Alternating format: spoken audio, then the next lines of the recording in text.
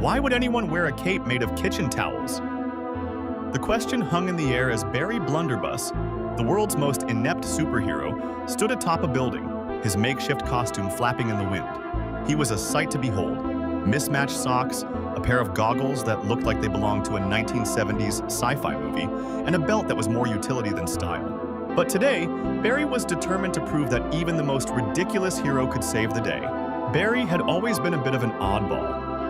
While other kids dreamed of being astronauts or rock stars, he was busy concocting bizarre gadgets in his parents' garage. His crowning achievement? The Super Slipper, a shoe that promised to make you run faster, but instead made you trip over your own feet. It was a disaster, but it was his disaster, and he wore it like a badge of honor. Fast forward to the present, and Barry had somehow convinced himself that he was destined for greatness. He had taken to the streets of his small town, patrolling for crime with the enthusiasm of a puppy chasing its tail. The townsfolk were used to his antics, often shaking their heads in disbelief as he attempted to thwart petty thefts or rescue cats from trees, only to end up stuck himself.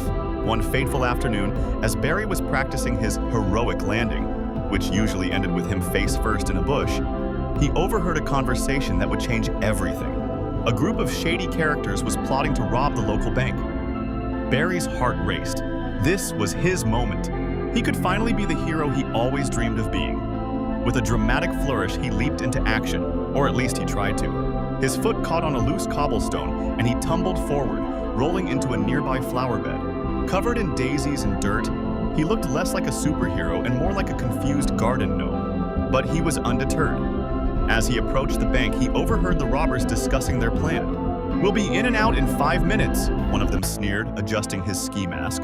Barry's mind raced. He had to think of something clever, something that would outsmart these criminals. "Hey!" he shouted, puffing out his chest. "You're all under arrest!" The robbers turned, their laughter echoing off the bank's marble facade. "What are you going to do, flower boy? Throw petals at us?" Barry's heart sank. He had no plan, no gadgets, and certainly no backup. But then, in a moment of sheer desperation, he remembered his trusty Super Slipper. He reached into his pocket and pulled it out, brandishing it like a weapon. "Prepare to be slippered," he declared, his voice cracking. The robbers exchanged bewildered glances. "Is that a shoe?" one of them asked, incredulous. "Yes, a super shoe," Barry shouted, waving it around like a madman. It's very slippery." To his surprise, the robbers burst into laughter. "This guy is a joke," one of them howled, doubling over. But then, something unexpected happened. As Barry waved the slipper, he accidentally knocked over a nearby bucket of soapy water that had been left out by a street cleaner. The water cascaded across the pavement, creating a slick surface. The robbers, still laughing, took a step forward and promptly slipped, flailing their arms like windmills. One by one, they crashed to the ground, landing in a heap of limbs and ski masks. Barry stood there, mouth agape, as the chaos unfolded before him. I meant to do that," he stammered, trying to regain his composure. Just then, the sound of sirens filled the air. Barry's heart raced again, but this time it was from excitement. The police arrived, and as they surveyed the scene, they couldn't help but chuckle at the sight of the robbers tangled up in each other, still trying to regain their footing. "Nice work, Blunderbuss," one officer said, shaking his head in disbelief. "You actually caught them." Barry couldn't believe it. He had saved the day, not through skill or cunning, but through sheer accident and a little bit of luck. The townsfolk gathered around, cheering for their unlikely hero. "Barry! Barry! Barry!" they chanted, and for the first time he felt a swell of pride. But the story didn't end there. The next day, Barry woke up to find his face plastered on the front page of the local newspaper. "World's dumbest superhero saves the day," the headline blared. He was an overnight sensation, and suddenly, everyone wanted to know more about the man behind the kitchen towel cape. Barry found himself invited to schools, community events, and even a local talk show. He became a symbol of hope, proving that you didn't need to be perfect to make a difference. His antics, once seen as foolish, were now celebrated. However, with fame came expectations. Barry felt the pressure to live up to his newfound title. He started trying to be a real superhero, which, as you can imagine, didn't go well.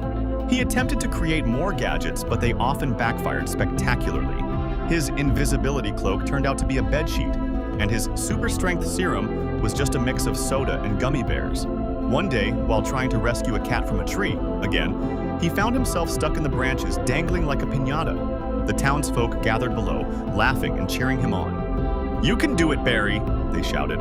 In that moment, Barry realized something profound.